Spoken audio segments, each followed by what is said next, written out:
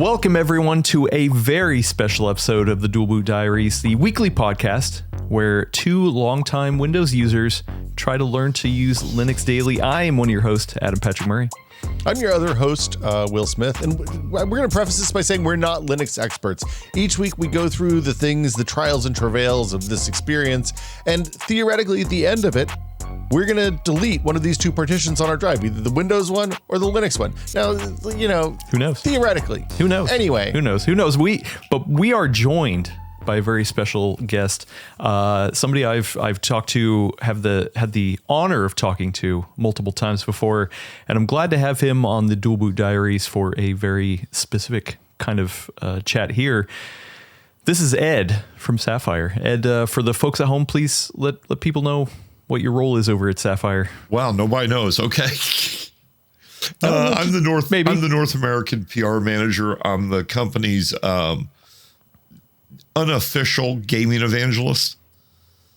So yeah, you're a fixture in the industry, Ed, is what I would say. I've been around long enough. I should be. Yeah, and for those who might not know, because we actually do have a lot of people who listen who don't listen to the full nerd or aren't as up to date on PC hardware, but Sapphire is a GPU company. Yes. Not just GPUs, not just but GPUs anymore. But focusing mainly on GPUs and Yes. focusing specifically on AMD GPUs, That's which have a great history working with Linux. So I want to say at the top of here, there's two goals for me. Number one is to talk to Ed, the man, because Ed, you have started a journey like we have down Yes. the path of using Linux. So definitely want to get into that. And then the second one is just talking about Sapphire, talking about AMD, talking about, gaming. So that's the Sapphire Ed part of it. So, but let's start off with Ed. So okay. You have started this journey, like I mentioned, of using Linux. Have you ever used Linux before this year? Technically yes, but it's been really like for an hour, and then I get frustrated and throw it away. Like I told you guys, I've been using Windows since before Windows existed. Windows is the old, comfortable pair of tennis shoes that are rotten and stink and have holes in them, and Grandpa doesn't throw away because they're comfortable. They work. That's Windows for me. Yeah. But Wendell over at Level 1 Tech has been not badgering. He's been after me to try Linux more. So I finally decided to dive in. About 4 or 5 months ago, I set up a test rig with Linux on it and did nothing but Linux on it. And then about 60 days ago, I put a second partition on my main rig and do all my gaming on Linux and some of my work even. So some hot dual booting action, which we're familiar with over here. Believe it or not, though, my opinion of dual booting is nobody should do it. Yeah. Look, if Windows behaved in a reasonable, insane way, dual booting would be fine. No, that's not my reasoning. Oh, really? Okay, so the problem with dual booting I see is, I tell you what, let me use a different example, and I think I can make it easier for people to understand what my problem is. Mm-hmm. You guys may not be old enough to remember this, but in the late 70s, the U.S. experimented with the idea of moving to the metric system. And the idea was to move to the metric system, okay? And that's fine. I got no problem with the metric system. It never happened because we tried to do both at the same time. People were always comparing the metric system to the imperial system. They were always going, well, how many gallons in a liter? It doesn't matter. It's a liter. And it's the same thing with Linux and Windows. Your Windows users are going to be looking at this, trying to figure out how to do what they do in Windows in Linux. Stop it. Use Linux. Just use Linux. If you want to use Windows, use Windows. And dual booting makes it easy for people to get that little bit of frustration and just say, forget this, and go back to Windows. I think in a world, well, first off, I grew up in Northeast Tennessee where we had a bunch of those signs on the interstate that said Bristol, 10 miles or 16 kilometers. Like that's what all the signs said. I think there's still a couple out there that they haven't pulled down yet. But anyway, that was my introduction to the metric system. The thing that I think is happening, I would completely agree with you if it weren't for things like Battlefield 6 and Fortnite and games that have kernel level anti-cheat or de novo anti-copy protection or whatever nonsense that prevents you from running them in Linux, right? And I think that's the asterisk that makes me say, well, actually, Ed, I understand the reasoning. I'm telling you, though, I really believe this is going to slow down the adoption of Linux as a mainstream desktop. I mean, the thing I completely agree with you that the best way to learn is to dive in and make that the place you do the vast majority of your work, right? Like that's the thing that has surprised me about this entire run more than anything else is how good everything is on the open side. For the most part, things just work and it's pretty easy and it's much easier than I expected. And also I'm finding that I'm a lot more productive in a lot of cases because the computer gets out of the way instead of constantly trying to sell me more nonsense I don't need or just being slow and janky because it's using 60 gigs of RAM for no apparent reason. And RAM is a hot commodity right now. Yeah, Big deal right nobody. now. Yeah, Look, I'm sitting on a that. gold mine over here. I got 64 gigs. Oh my gosh. Look at that. Can carve off He's a just chip. showing off. SpaceX wants him to invest. Come on. Yeah, there you go. I want to step back though, Ed. You mentioned that you mainly, was doing some gaming. What distro did you pick? Did you go with one of the more gaming beside? Okay. Yeah. Over here we call it Baked ZD. We do not do that. That's just I tried Cashy. Cashy just felt like too much work. Okay, there was a great interview with LT, the father of Linux, and is it T? Yeah, it's Torvald, right? Torvalds. Yeah. Okay. Yeah. And he I've never said, heard him called LT before, though, just for the record. He said, only his friends call him that. Okay, well, maybe, who knows? I'll talk to him. He made the comment that he just wants to use his computer. He doesn't want to fight with everything. He just wants to use his computer. And I've kind of reached that point. So the Arch approach to me is a pain in the butt. I really like what Bazite has done with the immutable design, with the atomic updates. It just makes it simple. You just go in and use your computer. And I appreciate that. Okay, I like that. And you said you have it on two machines? You have it on your main desktop? I actually have Bazite right now on 4 machines. Oh, 4. Wow. One of them is completely Linux, and the other 3 are dual boot systems as I experiment with how to move off.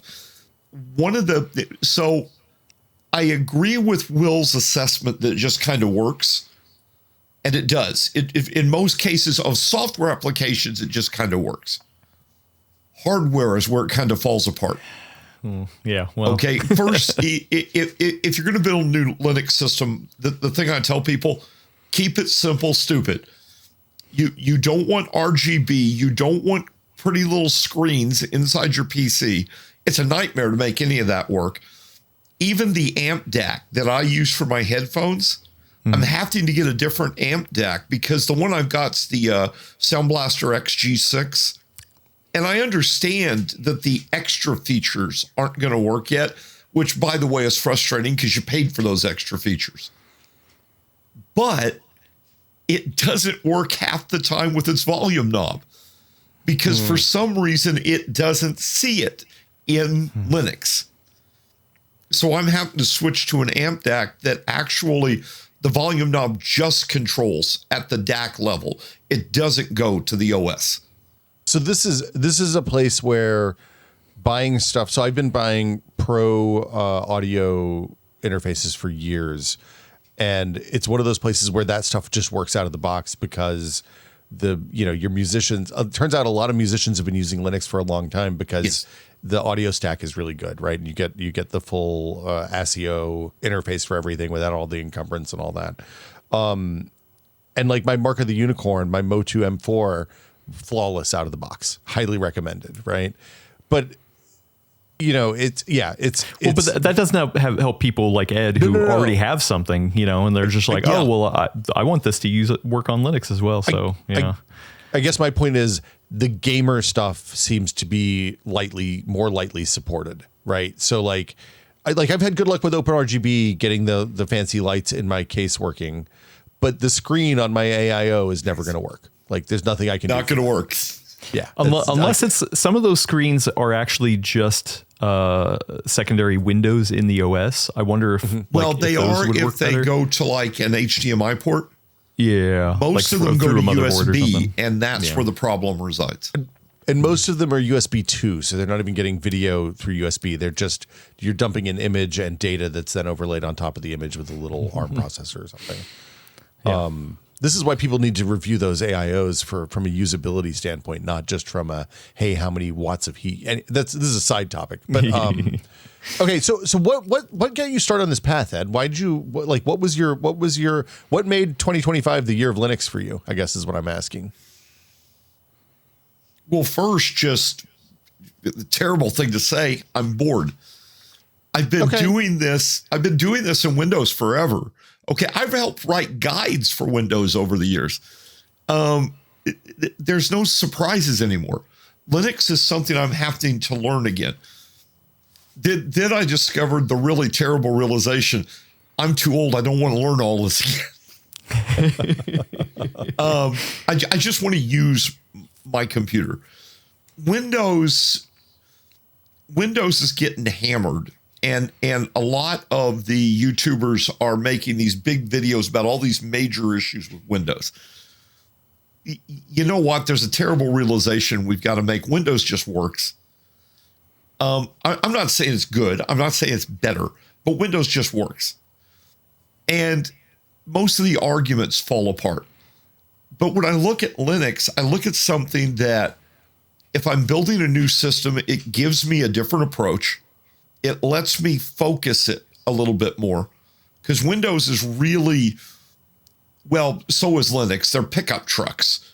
They're meant to do everything.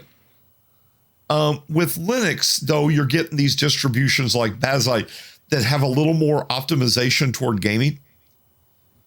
And I like that. I like the fact, kind of smooth the rough edges off, right? Yeah. I like the fact it doesn't cost anything. I don't have to find a gray market site and hope my credit card doesn't get charged wrong. I can get the OS cheap and it just works. The install process is relatively painless. The updating process, I adore.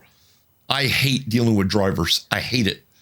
The whole driver situation. And right now with Windows, that's probably my biggest beef is Windows doesn't know how to let go of the drivers. Okay, I've been screaming with my contacts at AMD, for God's sakes, you guys have to fix it so that I can say, Windows, I don't want you to update that driver anymore. And it keeps doing you mean it through Windows Update. Yes. Yeah. And I've been screaming from the rooftops with everybody that'll listen. All AMD or NVIDIA, for that matter, has to do is put a little option in the drivers to allow the user to say, I don't want anything to touch this driver till I do. That's all they got to do. And it solves the problem, but I don't know why they don't do it. That's probably the biggest reason. Because again, you're back to, I just want it to work. And when I come back and suddenly Windows has changed the driver and something doesn't work right, well, it ticks me off.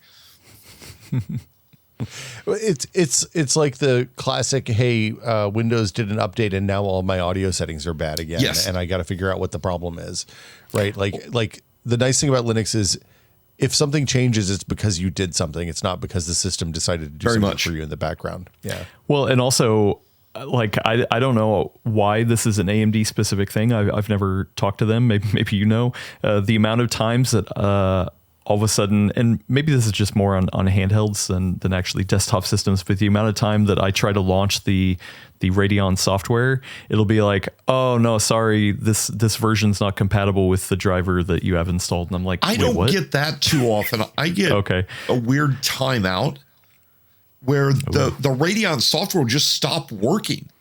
And weird. You've got to reboot the system to make it working, and you can't just reopen it. I've sent all the data to AMD, so hopefully they find it and fix it. That's happened quite a few times this year. Yeah. So I'm going to assume that you're using Sapphire GPUs on your Linux installs. So do you feel like you miss anything with either the Radeon software not being there in Linux, or have like Sapphire does have a configuration application? I assume there's not a Linux. It's version. not Linux, and by the way, I am actively advocating that we need to do that. Okay. The good news is, for our RGB on our Nitro Plus cards, they're persistent. So if you load up in Windows, set the RGB code, but switch to Linux, it stays. It doesn't move. In fact, even if you erase the hard drive and put that in a new computer, it still doesn't move. The RGB setting will stay. So our software has that nice feature that lets you set it up maybe in a Windows partition, but you're going to only game, you only care about it in your Linux partition. You can just kick over, or maybe you can use a virtual machine, go in, use tricks, change that real quick, get back out. Actually, I have something that maybe I can throw by you. In an episode that is actually going live today, Will and I talked a little bit about configuring things around the system, right? Fan control. We're talking about RGB. We're talking about some companies like Razer just don't have a tool that works in Linux to be able to customize things. Even though it's plug and play, usually what you're missing is the ability to customize and tailor things. One of the trends that we've seen, at least on a lot of the peripheral side, is moving to web-based UI. Because then it doesn't matter which platform you're on, then you can configure it from anywhere. Could the Sapphire application actually go the route of being configured through web-based? This has been discussed. The RGB, probably. The other configurations become a little more complicated. Like overclocking, undervolting. Right. All of that that's kind of actually kind of through the driver. So you don't have that simple interface to deal with. Does it add cost to add the web? Like, I assume that there's some sort of hardware on the device that has to run that web stack, and I know that that's really light hardware at this point, but I assume it adds cost, right? Well, at this point, I wouldn't think so. I would think it would be similar to what we're already doing with our software. Our software just sends a command, and the controller on the RGB takes over and does the command. I wouldn't imagine that would be that complicated. Yeah. Fractal did amazing with Escape headset, and that works, by the way, perfect in Linux. Mm-hmm. Yeah, their RGB controller does the same thing now too. The second gen one. Ed, have you heard, like, do you have market research that shows that people are more interested in Linux these days? I know that we saw on Steam hardware, like the number keeps going up. Part of that is obviously Steam Decks, but then part of it is Mint and Ubuntu and Endeavor and Manjaro, and I'm just going down the list of Linuxes that are listed on the latest results. Are you hearing anything on your end? Well, I've actually run a couple of polls, like on my Twitter account and on our Discord, and I've worked with some people at AMD to run a couple of polls. What we're generally seeing is the interest level in moving to Linux is really high. Our polling data, now again, these are small sample polls, so I don't know if I would apply them to the entire community. Our polling data is saying 60 to 70% of people are actively considering making the move to Linux right now as gamers. That's a big number. Yeah. Just the fact that it's being considered. That will actually do it. So one of the polls I ran was, are you actively planning to do it in the next 6 months? Well, that number was still 30%. That's a big number. Yeah. So the key is not, though, how many people are interested in Linux, though it should be important, but it's not. The key is how many stay if they make the move. And I think that's where I get back to the dual boot and the problem. Linux has, for everything that's good about it, it's got a couple of major flaws. And they're not the flaws most people think. First is all the distributions. It's confusing to people. It really is. You're going to run Windows, you run Windows. You don't think about what distribution will effectively do what I want it to do. The closest thing would be like, oh, do you want Windows 10 or 11? Right, and that's the worst. Yeah. Okay, yeah. So the next part, though, if you'll stay with me a minute, fits into the first part. I'm going to make some people mad, and I'm really sorry, but hear me out. It's the Ed's community. Email is it's the Linux community. So if you go to the Linux community and you say, "Hey, I'm having a problem with A," you're wanting help, and they try to be helpful. 5 people are going to tell you to switch which distro you're using to solve the problem, and they're going to give you 5 different distros. 5 more people are going to give you these crazy scripts to run from the command console, and they're all going to be different. Then when none of that works, those 5 people that gave you the scripts are going to come back and give you 5 more distros to switch to try to solve the problem. That fragmentation, and again, we're back to Linus, said the same thing. That fragmentation is really going to slow down desktop adaptation, because that's just for the average user. For us, we're geeks. We love to play with this crap. Okay. Most people don't want to play with this crap. They want to play a game. I think this is why we're seeing enthusiast adoption and interest at a really high level, right? Because like you think about it, the people who are engaged with your Discord and your Twitter and those places are definitely enthusiasts, right? There are people who listen to shows like this and the Full Nerd and you know all of the other stuff that's out there. I feel like this is in a lot of ways this feels like 1995 to me again, Ed. Where you're looking at Windows 95 for the first time. People are first starting to get onto the real internet, terrified not people. AOL. Terrified people. Yeah. And at the same time, we don't exactly know what's coming, but the thing that we had before we don't particularly like, right? And so people are looking for alternatives. Yeah. The difference is this time we've all lived through good operating systems and good eras of Windows and bad eras of Windows, and some of us dipped into Macs for a while, and like we've had computers we liked, and we just are kind of generally dissatisfied with the whole thing right now. Is where I ended up. That's why I started. Agree with this, that. right? Is like nothing was feeling good, and the time that I was spending didn't feel rewarding. Like I wasn't learning new things that felt rewarding, and I also wasn't getting anything out of the computing experience that felt good like I had, say, 10 years ago and when Windows 7 was new. And like I was looking for something I assumed there's something better. And around that time the Steam Deck came along, and I was like, oh, wow, this thing is like, it's kind of underpowered, but this is a nice little piece of hardware. And it's running Linux. It was kind of a first toe dip into desktop Linux for me. And I was like, I can figure this out. And then we started doing Bazite stuff on the site and Hollow ISO and some of the other kind of spin-offs of that Steam OS thing. And I think for me, I'm rambling here, I apologize. But for me, the confusion of the distros is I think people think about that too much. I think they worry about it too much, because the thing that we've come to through Adam's distro hopping and through my light dipping of toes is that if you're on one of the kind of mainline distros, whether it's Ubuntu or Fedora or Manjaro or Endeavor, any of those that are kind of like not rolling distros, kind of doesn't matter. You're like, the thing that matters is the choices that those distros make. And the problem is it takes a little bit of using Linux for you to realize, okay, I like KDE and not GNOME, and I like a stable distro that only is updated every 2 years, not a rolling distro that's updated every 3 minutes. And I like I like this package manager, and I like these 3 other things. And like, it's almost like you're going to a Chinese buffet, right? It is. So, you go to the Chinese buffet, you don't like Kung Pao, so you don't get the Kung Pao, right?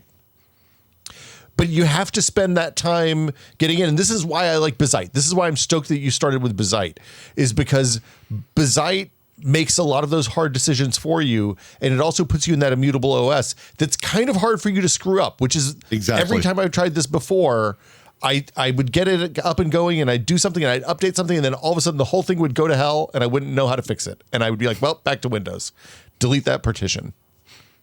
And I think Bazite prevents you from having to do that, which is the exciting thing about this new world of immutable distros. I agree. It's not really a question. I mean, I guess I'll ask the question: Is that why you picked Bazite specifically?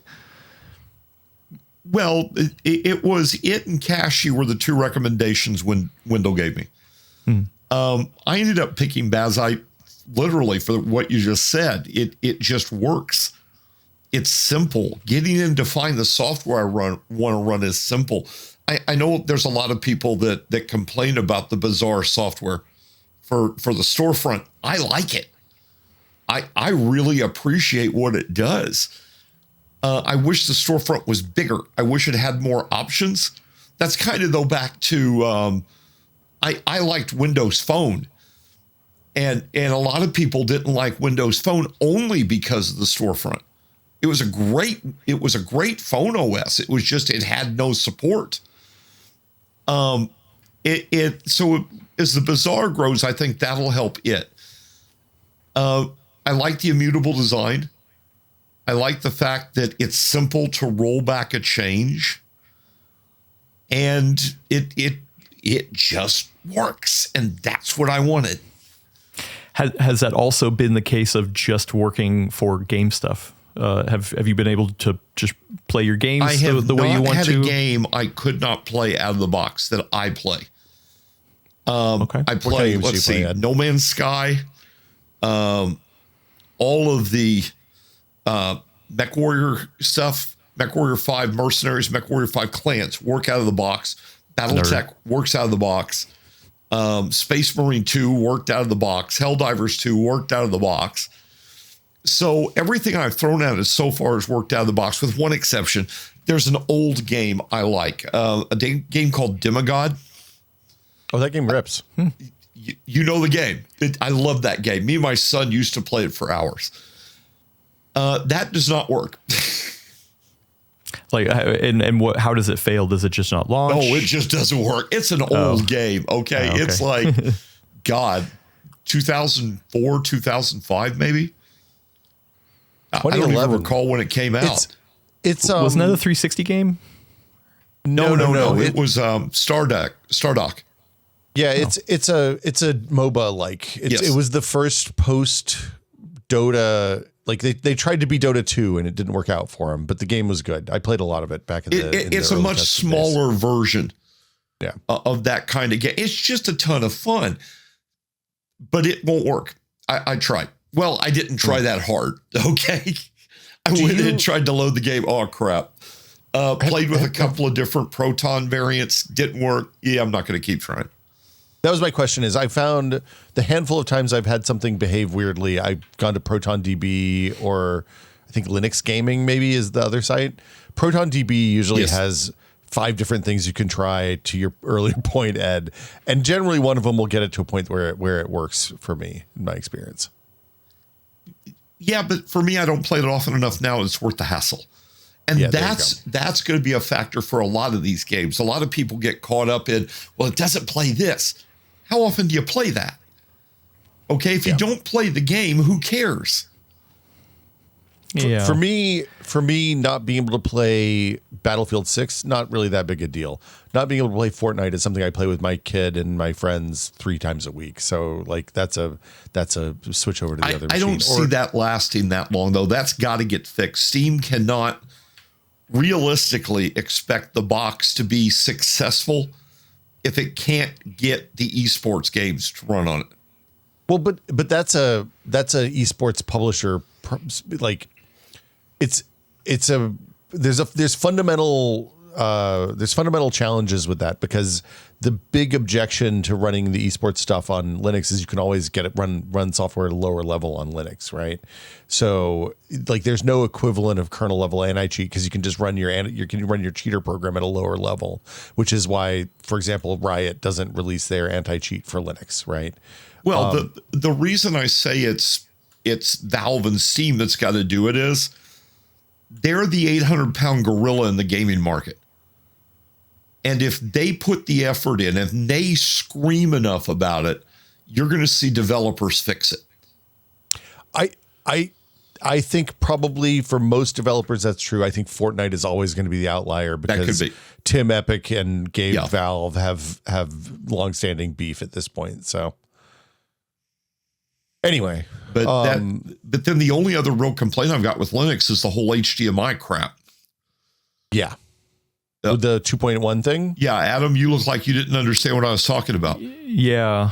Well, because I haven't dipped into gaming yet. It's something we'll talk about a little bit later because you're helping me with. But HDMI 2.1 will allow, I've got a C2 display. I've got a 42-inch 4K OLED. So I should be able to run 120 hertz and have full HDR. Not in Linux.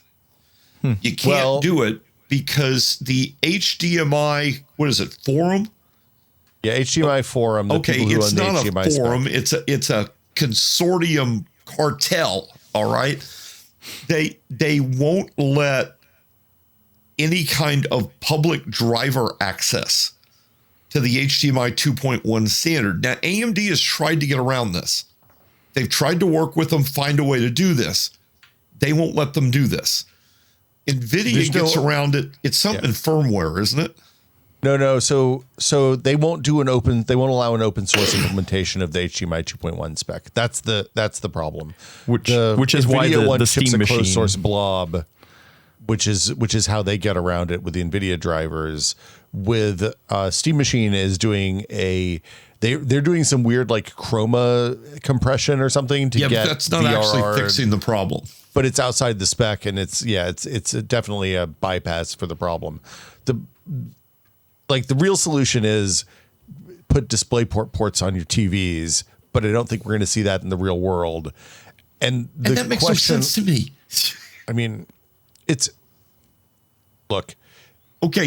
Maybe HDMI was a mistake, Ed. We should be all just using component at this point still. Look, it's people don't understand what a mess this is. Okay, so every video card Sapphire makes, we have to give money to the HDMI forum.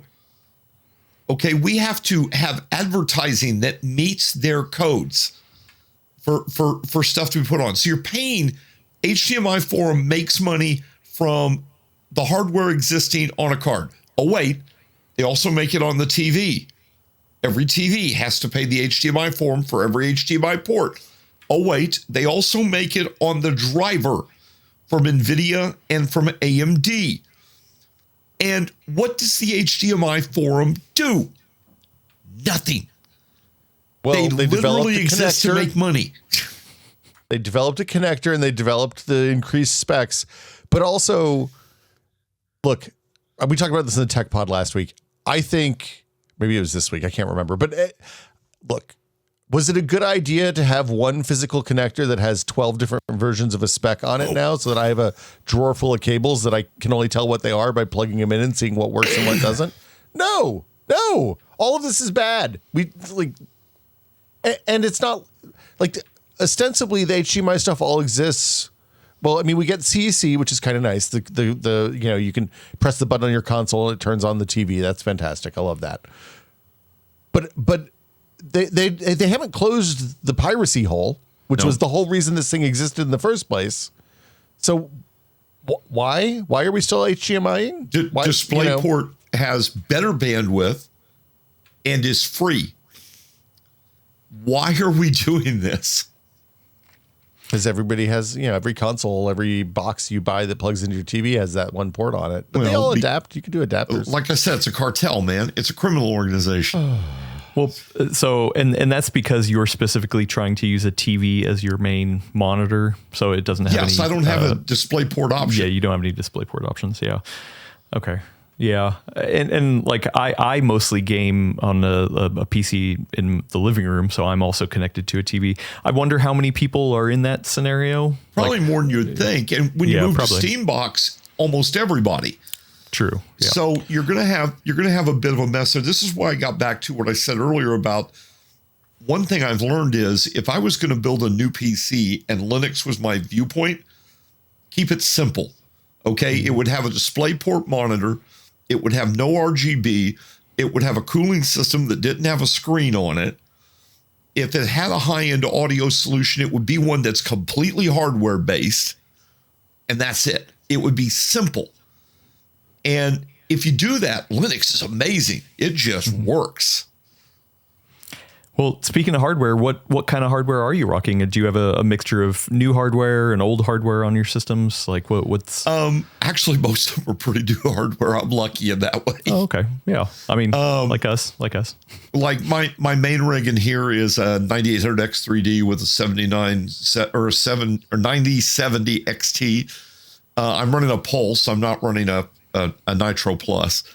I've got a Thermalright AIO on it right now. And then I've got some Thermalright RGB fans because I thought my granddaughter would like the pretty lights. My granddaughter did for about a week and now doesn't care. So this is getting changed over. I'm going to move this into a Lian Li A3. And then I'm going to change the cooler to an SI200 from Thermalright, which is, there's no lights on it. I'm going to get rid of the RGB fans. That simplifies this. Then I'm looking at a FiO K11 is the amp deck I'm looking to switch to. And so that the volume knob there controls the volume at the box. It doesn't care about the OS. The OS is irrelevant. It's completely at the box. That bypasses that little nagging error. My camera works great, so I don't see any reason to switch it.